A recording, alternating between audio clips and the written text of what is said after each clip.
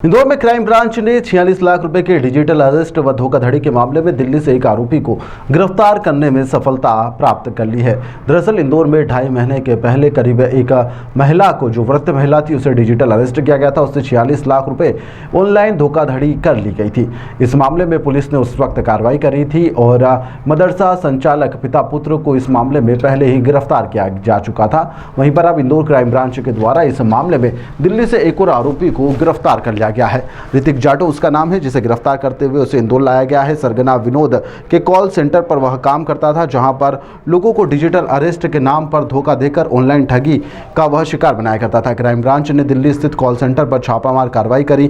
कई computer system, high speed internet connection, diary और सैकड़ों लोगों के नंबर उसमें बरामद किए गए हैं। जांच में यह भी सामने आया कि आरोपियों ने यहां पर कई सिम कार्ड्स का इस्तेमाल किया था और धोखाधड़ी को भी अंजाम देने के बाद में इन सिम कार्ड्स को वह नष्ट कर देते थे। पिछले 3 सालों से यह इन सिम के माध्यम से हजारों लोगों के साथ में धोखाधड़ी कर चुके हैं। इस मामले में क्राइम ब्रांच ने 3000 लोगों के नाम और नंबर भी उन्हें मिले हैं, जो इस धोखाधड़ी के शिकार हो गए हैं या फिर हो भी सकते हैं, जिसके अंदर डीसीपी ने आज आरोपी के साथ में ऑनलाइन ठगी का लाइव डेमोन्स्ट्रेशन भी करवाया और जिसमें आरोपी ने यहां पर लोगों को ठगने का पूरा तरीका भी बताया। ठीक है, तुम्हें मुझसे बात करना है। क्या क्या क्या बात करते हो, बताओ। सर, मैं आपसे राहुल कुमार बात कर रहा हूँ। ये डिपार्टमेंट है pension fund regulatory development authority sir. इस डिपार्टमेंट में आपके नाम से एक फ़ाइल रिसीव्ड हुआ है सर, सीपीएफ का, कंबाइंड परफॉर्मेंस फंड का सर। ये आपकी all over personal individual investment का फाइल होता है, यानी कि जो इन्वेस्टमेंट आप अपने वर्किंग पीरियड से लेकर रिटायरमेंट पीरियड तक इन्वेस्टमेंट करते हो ना, तो ये आपके पर्सनल इन्वेस्टमेंट के बिहाफ पे जनरेट किया जाता है। और ये टोटल अमाउंट जो है आपके ही पर्सनल इन्वेस्टमेंट के बिहाफ पे जनरेट किया जाता है। ये टोटल अमाउंट आपका 3,75,850 का है सर। तो ये कैसे मिलेगा ये पैसा मेरे को? सर, ये आपको क्लेम करवाने के लिए कुछ आपको अपने साइड से नॉर्मल से डॉक्यूमेंट्स कुरियर करना पड़ेगा सर। और वो डॉक्यूमेंट्स कुरियर करने के लिए आपको कुछ आपका एक Aadhaar card, PAN card, 1 cancel cheque, ये डॉक्यूमेंट्स आपको कुरियर करने हैं सर।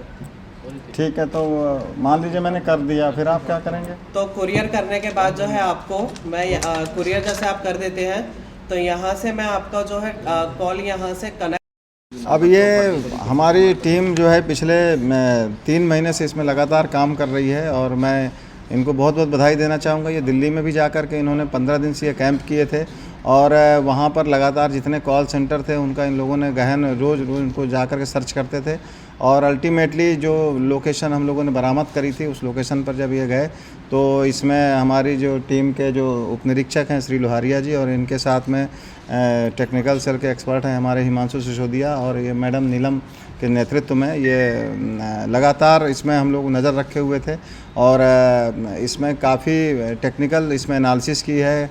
बल्कि इसमें बधाई के पात्र हैं हिमांशु सिसोदिया, जिनके कम से कम 4-5 नोटबुक सिर्फ उस मोबाइल नंबरों के ट्रैकिंग में गए। मैंने खुद देखा है इनकी मेहनत और मैं बहुत खुश हूँ कि यहाँ पे क्राइम ब्रांच में अच्छे टैलेंटेड लोग हैं जिन्होंने इसको मेहनत करके निकाला। संभवतः कॉल सेंटर को अभी तक हम लोगों ने पकड़ा नहीं था, तो ये पहली बार है जो हम लोगों ने कॉल सेंटर को भी पकड़ा है और अब इसमें जो डिजिटल अरेस्ट करने वाली टीम है उस तक भी हम लोग पहुँच जाएंगे, हमें इसका पूरा भरोसा है। टीम को कोई इनाम देने की डेफिनेटली मैं सीपी सर से गुजारिश करूँगा कि वो अपने स्तर पे इनाम दें और मेरी तरफ से तो मैं इनाम दूँगा।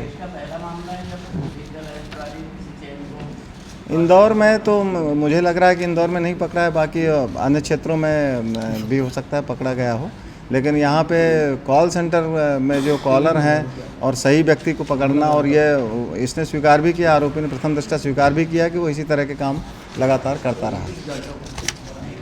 दूसरे लोगों को जो है जो दिल्ली में जो आसपास लोग जो हैं बैठे हुए थे उनको ये पता चलता था कि ये कॉल सेंटर है किसी कंपनी के नाम से, उन्होंने कोई फर्जी कंपनी का बोर्ड भी लगा रखा था, तो वहाँ पे ये पता नहीं चलता था कि ये कॉल सेंटर में क्या काम हो रहा है, तो लोग भी भ्रमित रहते थे, उसका ये फ़ायदा उठाते थे। उनको ये नहीं मालूम था, इवन लोकल पुलिस को भी नहीं पता चलता था क्योंकि ये लोकल में बात ही नहीं करते थे। इनके जो कॉलर रहते थे वो देश के दिल्ली छोड़ करके अन्य जगहों पे होते थे, इसलिए ये जल्दी ये पकड़ में नहीं आते थे। दिल्ली पुलिस से भी इस संबंध में बात हुई थी तो उनका भी ये कहना है कि उन्हें ये कभी पता ही नहीं चला कि इस स्थान से ये फ्रॉड कॉल हो रहे हैं। ये इसके उसका नाम है ऋतिक जाटव नाम है, वैसे बेसिकली यूपी का रहने वाला है। ये बेसिकली ये और इसके 5-6 साथी मिलकर के कॉल करते थे। इनके पास में पूरी नोटबुक में लिस्ट रहती थी प्रौढ़ लोगों की। कॉल सेंटर इसके सरगना विनोद कुमार का था जिसमें ये काम करता था।